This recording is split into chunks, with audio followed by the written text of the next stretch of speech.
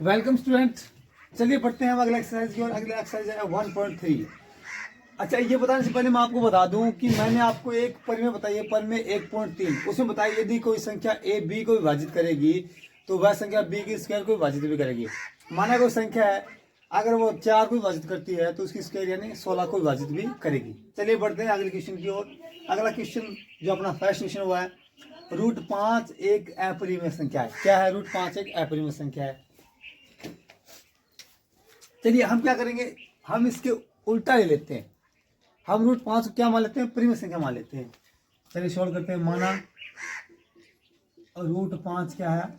एक परिमेय संख्या है, एक परिमेय संख्या है, मान लिया। ठीक है, तो आपको पता है परिमेय संख्या को कैसे लिख सकते हैं? तो परिमेय संख्या को कैसे लिख सकते हैं? हम लिख सकते हैं कि √5 बराबर a बटे b। अब क्या दिख रहा है आपको? a बटे b में कुछ भी कॉमन चीज दिख रही है क्या? कोई भी गुणनखंड वगैरह या कोई पार्ट दिख रहा है? नहीं दिख रहा ना। सिर्फ एक चीज कॉमन है, वो है एक तो आपको पता है हर चीज में कॉमन होता है। देखिए आगे देखिए,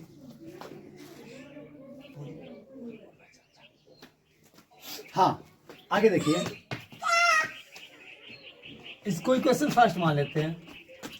चलिए समीकरण 1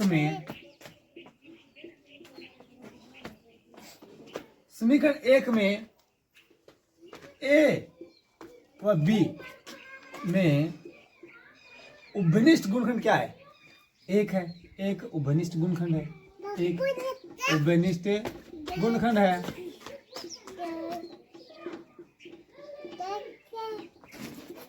एक उभयनिष्ठ गुणनखंड है ना। अगर इसमें मान लीजिए कि अगर कोई उभयनिष्ठ गुणनखंड हमें नहीं मिलता या कोई अदर संख्या मिलती तो हम उसमें उसका डिवाइड करके अभाज्य गुणनखंड बना लेते। जैसे मान लीजिए 6/5 है तो हम 6 में क्या करते? 2 से डिवाइड कर देते, तो क्या हो जाता? 3/5। ये मान लीजिए कि 3 भी क्या है? एक अभाज्य संख्या है। चलिए देखते हैं आगे की ओर बढ़ते हैं। इक्वेशन फर्स्ट यानी समीकरण 1 का वर्ग करने पर वर्ग करते हैं। क्या करते हैं? वर्ग करते हैं। √5 की स्क्वायर और a बटे b की होल स्क्वायर। चलिए √5 की स्क्वायर 5 हो जाएगा। ठीक है, a स्क्वायर बटे b स्क्वायर। अब जो b स्क्वायर है उसको यहाँ पे ले जाते हैं हम, तो क्या आएगा? b स्क्वायर 5 बराबर a स्क्वायर। अब देखिए, अब है जो मोस्ट वाली बात है, वो अब है कि यहाँ से जो 5 है वो a स्क्वायर से विभाजित हो रहा है। 5 क्या एक पूर्णांक है, a स्क्वायर से विभाजित हो रहा है तो वो a से ही विभाजित होगा कि नहीं होगा? चलिए लिखते हैं।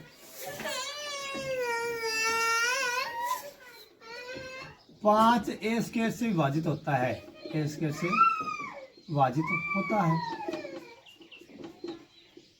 होता है आता है, वह a से भी विभाजित होगा, a से भी विभाजित होगा।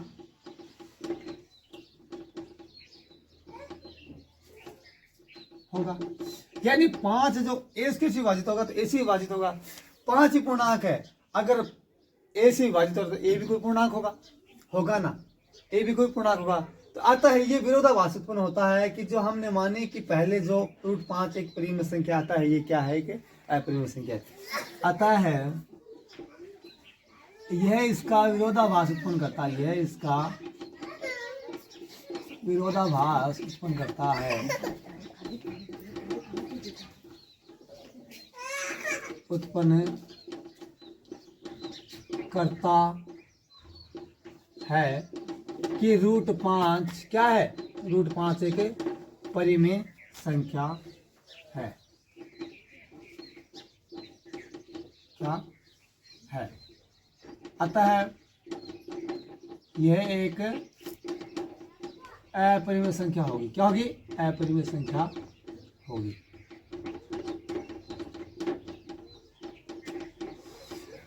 मोस्ट इंपोर्टेंट क्वेश्चन है इस टाइप के, और इसमें सिर्फ थोड़ा सा दिमाग लगाने की जरूरत है। इसमें थ्योरी है वो काफ़ी मायने रखती है। मैं उम्मीद करता हूँ बच्चों को अच्छे से समझ में आया होगा। ठीक है, लगभग क्वेश्चन इसी टाइप के। तो इस प्रश्नावली के मैं 1 या 2 क्वेश्चन और कर देता हूँ, ज़्यादा कुछ बताने की जरूरत नहीं है, बस आप इसमें थोड़ी देख लीजिए। चलिए स्टूडेंट, बढ़ते हैं अगले क्वेश्चन की ओर। वैसे मैंने बता दिया है कि लगभग सारी क्वेश्चन सेम ही है। एक दो क्वेश्चन करा देता हूँ, आपको डिफिकल्टी ना हो। चलिए सॉल्व करते हैं इसको हम।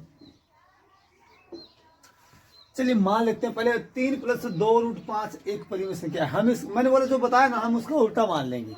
क्या कर लेंगे? उल्टा मान लेंगे। 3 + 2√5 एक परिमेय संख्या क्या है? एक परिमेय संख्या है।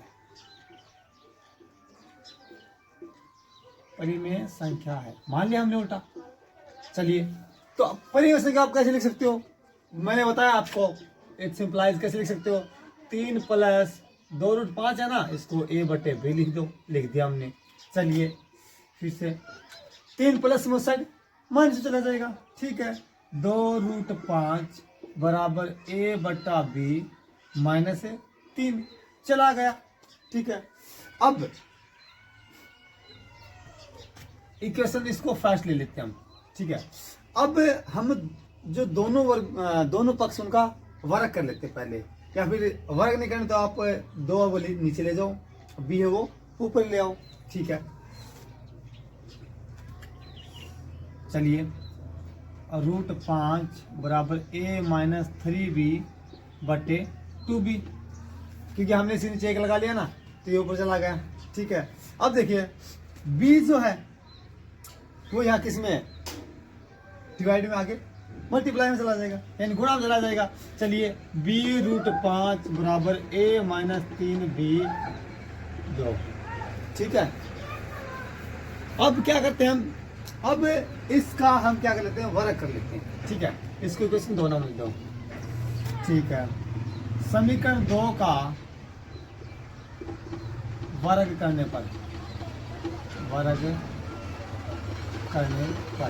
करते हैं b√5 की स्क्वायर a - 3b/2 की स्क्वायर कर लिया हमने। चलिए ठीक है, ये आ जाएगा b² 5। उधर क्या हो जाएगा? अगर उधर हम सीधा करें तो 1² - 3b की स्क्वायर और बटे 4। ठीक है, अब देखिए, अब आपको यहां से क्या दिखता है कि जो b² है वो क्या करता है? इस पार्ट को विभाजित करता है। क्या करता है? b² है वो इस पूरे पार्ट को विभाजित करता है। चलिए देखते हैं, जो b² है, इट्स इम्प्लाइज b² किस b² है तो इसको विभाजित करता है किसको? a² 9b²/4 को विभाजित करता है। करता कि नहीं करता है? करता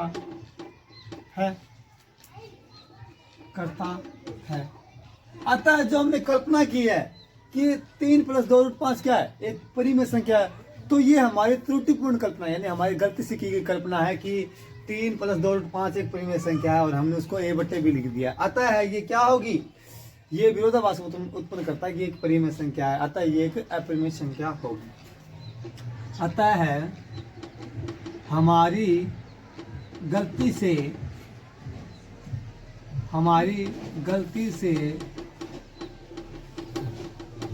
जो हमने कल्पना की,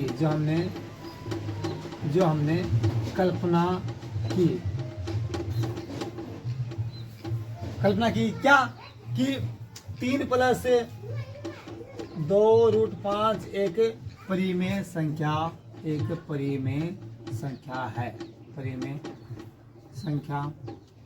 है। अतः ये इसका विरोधाभास उत्पन्न करती है। अतः है इससे इसका विरोधाभास प्राप्त होता है। अतः इससे इसका विरोधाभास प्राप्त होता है। इससे इसका विरोधाभास प्राप्त होता है कि ये एक परिमेय संख्या, तो ये क्या होगी? एक अपरिमेय संख्या होगी। चलिए देख लीजिए एक बार।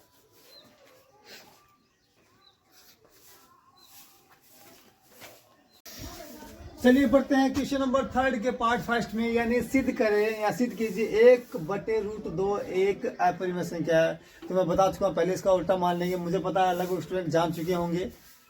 अब देखिए 1/√2 माना हमने। चलो पहले लिख देते हैं। माना या कल्पना करते हैं, माना 1/√2 एक परिमेय संख्या। क्या है? एक परिमेय संख्या है। परिमेय संख्या है तो मैंने बताया परिमेय संख्या को कैसे लिख सकते हैं भाई। आता है 1/√2 को क्या लिख सकते हैं? a/b। अब देखिए क्या बनता है, b बराबर √2a। अब उल्टा हो गया क्या कि √2 किसको विभाजित करेगा? b को, या हम इसका वर्ग करेंगे तो 2 है वो b स्क्वायर को विभाजित करेगा। देखिए इसको इक्वेशन फर्स्ट नाम दे देते हैं। देखिए क्या बनता है, समीकरण 1 का वर्ग करने पर, वर्ग तो आप जानते हैं सबको, सब स्क्वायर करने पर तो क्या मिलता है हमें? इट सिंप्लाइज मिलता हमें b की स्क्वायर और √2a की स्क्वायर। क्या मिला हमें? हमें मिला 2a की स्क्वायर बराबर b स्क्वायर। देखिए सेम फर्स्ट क्वेश्चन वाली ही प्रोसेस हो रही है। क्योंकि हमें पता है 2a की स्क्वायर और b की स्क्वायर क्या है? b स्क्वायर तीनों पूर्णांक हैं, है ना? तीनों पूर्णांक है तो पूर्णांक तो आपको पता, पूर्णांक हमेशा परिमेय संख्या होती है, एक दूसरे को विभाजित करेंगी।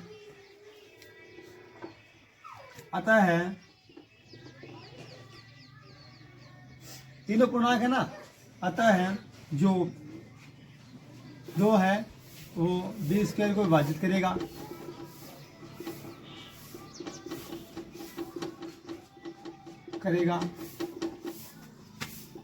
तो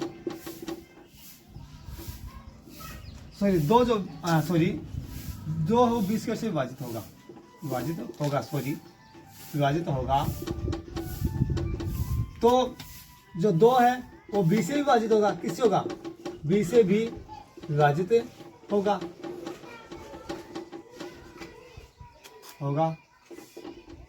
क्योंकि हमें परिमेय 1.3 तो यही कह रही है, परिमेय 1.3 तो यही कहती है, परिमेय 1.3 से वो ये कहती है यदि कोई संख्या a को विभाजित करेगी उसको एक स्क्वायर को विभाजित करेगी, 2 b स्क्वायर से विभाजित होता है तो 2 b से विभाजित होगा कि नहीं होगा।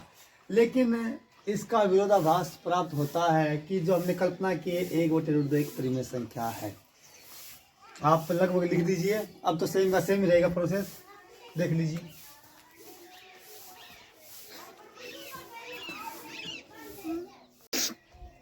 चलिए स्टूडेंट बढ़ते हैं अगले क्वेश्चन की ओर। क्वेश्चन नंबर 3 का सेकंड पार्ट है 7√5 सिद्ध कीजिए एक अपरिमेय संख्या है। क्या एक अपरिमेय संख्या? तो हम इसका उल्टा मान लेंगे। लगभग जो सेम क्वेश्चन वो मैं लगभग 1-2 करा के छोड़ रहा हूँ, तो मुझे लगता है कि कोई भी स्टूडेंट को डिफ़िकल्टी नहीं होगी। अगर डिफ़िकल्टी हो रही है तो कमेंट में करके ज़रूर बताएं, मैं उन क्वेश्चन का एक शॉर्ट डाल दूंगा। ठीक है, माना 7√5 एक परिमेय संख्या है, हमने इसका उल्टा मान लिया, तो परिमेय संख्या तो सीधा लिख दो। तो 7√5 बराबर a/b। ठीक है, 7 यहाँ गुणा में आगे भाग में चला जाएगा। चलिए a/b 7। अब देखिए a, b और 7 तीनों पूर्णांक तभी तो परिमेय संख्या बन रही है। चलिए क्योंकि 7a b तीनों पूर्णांक है, तीनों क्या है? तीनों पूर्णांक है। अतः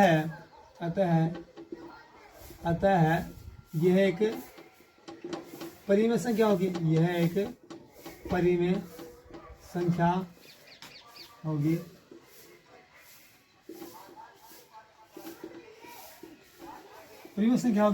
अगर ये परिमेय संख्या होगी तो √5 भी एक परिमेय संख्या होगी, तो 7√5 भी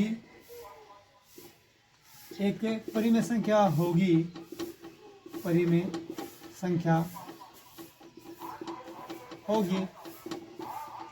लेकिन अब इसका विरोधाभास प्राप्त हो रहा है क्योंकि हमने गलती की है कि 7/5 को हमने क्या मान लिया? परिमेय संख्या मान लिया। इसका विरोधाभास, तो तो बताइए स्टूडेंट आज का वीडियो कैसा लगा, और लाइक सब्सक्राइब और कमेंट ज़रूर करें, ठीक है, और शेयर भी करते रहें। और जो भी किसी स्टूडेंट को कहीं डिफ़िकल्टी लग रही है तो वो कमेंट में ज़रूर बताएं।